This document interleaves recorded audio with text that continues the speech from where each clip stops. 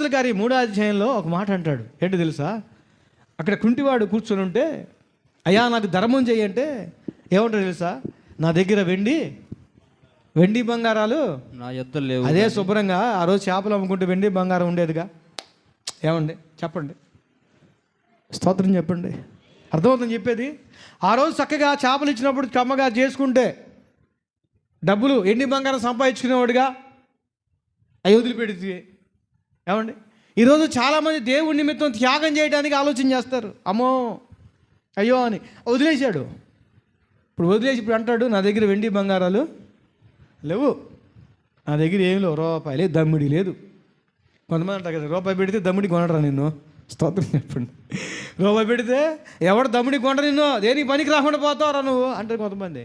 అట్లాగే ఇప్పుడు సీమోను పేతురు పరిస్థితి అంటే రూపాయి లేదు, వెండి లేదు, బంగారం లేదు, డబ్బు లేదు, ఏమి లేదు నా దగ్గర, అయితే నాకు కలిగింది నీకు ఇస్తానన్నాడు. ఏం కలిగి ఉన్నాడు అంటే డబ్బు కలిగి ఉన్నాడా, ఆస్తి కలిగి ఉన్నాడా, అంతస్తు కలిగి ఉన్నాడా? అవన్నీ దేవుని కోసం త్యాగం చేస్తే ఏం కలిగి ఉన్నాడు తెలుసా? దేవుని శక్తిని కలిగి ఉన్నాడు. హల్లెలూయా.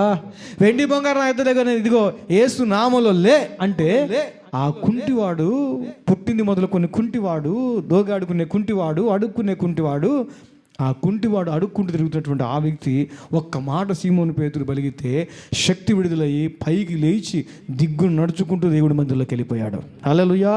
ఇంకెప్పుడు కూడా అతను అడుక్కోవడానికి అవకాశం లేదు. ఒకవేళ వెండి ఇచ్చామనుకోండి అడుక్కుంటాడు, మళ్ళీ బంగారం ఇచ్చి అడుక్కుంటాడు. కానీ అక్కడ జరిగిన విషయం ఏం తెలుసా? ఎప్పుడైతే సీమోను పేతురు ఆ వెండి బంగారం ఆశించకుండా దేవుని ఆశించాడో ఆ ప్రేమ ఏం చేసింది తెలుసా? సమస్తాన్ని త్యాగం చేసి యేసు ప్రభు కోసం నిలబడితే ఒక్క మాట పలిగితే జీవితంలో వాడు అడుక్కోకుండా వాడే 10 మందికి సహాయం చేస్తాడుగా నా దేవుడు చేశాడు. హల్లెలూయా, హల్లెలూయా. నా దేవుడు చేసిన పని ఎలా ఉంటుందంటే, మనం ఆ సమస్య తీర్చబడటం కాదు, మన ద్వారా ఇంకా అనేక మందికి సహాయం అయ్యేటట్టు చేస్తాడు.